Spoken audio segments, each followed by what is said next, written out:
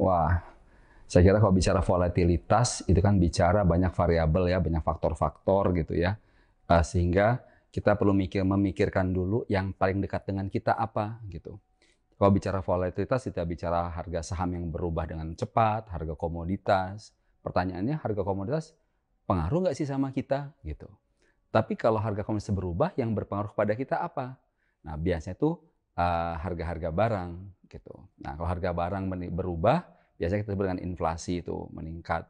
Pertanyaannya buat kita masa secara umum kalau bicara tentang inflasi, apa langkah yang kita harus lakukan gitu.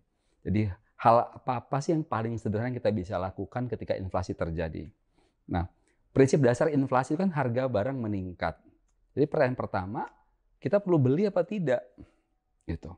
Karena seringkali manusia itu kita tuh membeli sesuatu bukan karena perlu-perlu amat gitu, tapi karena ada keinginan untuk membeli.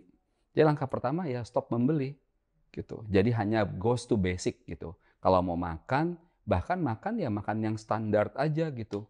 Gitu. Kalau mau pesan yang pakai, saya nggak usah sebut mereknya gitu ya, lewat marketplace ya pilih sesuatu yang basic yang memang kita butuhkan. Nah, dari sini sebenarnya kita bisa tidak hanya bukan mengendalikan inflasi, tapi kita juga bisa saving gitu. Karena lawannya inflasi itu kita men-save uang, tapi bukan untuk ditabung. Karena kalau kita tabung juga nggak tepat, karena inflasi itu membuat nilai uang kita berkurang. Tapi uang yang kita bisa save itu bisa kita belikan yang paling mudah adalah emas. Karena emas itu adalah produk yang paling abadi nilainya gitu. Nah, apalagi sekarang kan banyak itu emas-emas yang dengan pecahan 0,1 gram gitu. Jadi ketika ada inflasi, sebetulnya kita jadi mikir, kita tuh kayak dapat dikasih kejutan shock gitu ya. Tapi shock itu menyadarkan kita untuk lebih hemat dan kemudian malah bisa invest. Selain itu apalagi?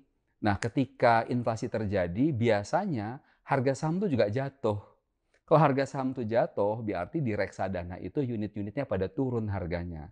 Nah, ada kesempatan juga. Jadi sebenarnya memberikan kesempatan kepada kita untuk membeli unit-unit link dengan harga yang lebih murah. Gitu. Jadi kita bisa gunakan udah dua tuh. Satu adalah beli emas. Kedua, nah beli emas apalagi harga emas naik ya. Harga emasnya naik. Tapi harga saham turun. Nah, kita bisa beli. Terus yang ketiga, kalau kita punya uangnya ekstra, mau beli di foreign exchange juga bisa. Karena biasanya nilai rupiahnya menurun, melemah, nilai dolar meningkat. Tapi kan intinya kita harus punya uang untuk membeli. Nah, pertama dari saving.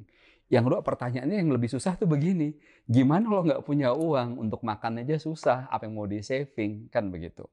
Ya berarti yang di-saving itu bukan uangnya, tapi sanity-nya gitu. Kesadaran, kewarasannya kita tuh yang harus diamankan. Gimana maksudnya? Jangan terpengaruh secara emosional psikologis. Kadang-kadang kita tuh kebawa-bawa, oh iya ya, lagi inflasi nih gini. Padahal kita juga nggak apa-apa gitu. Akhirnya kita ruginya double gitu ya. Nggak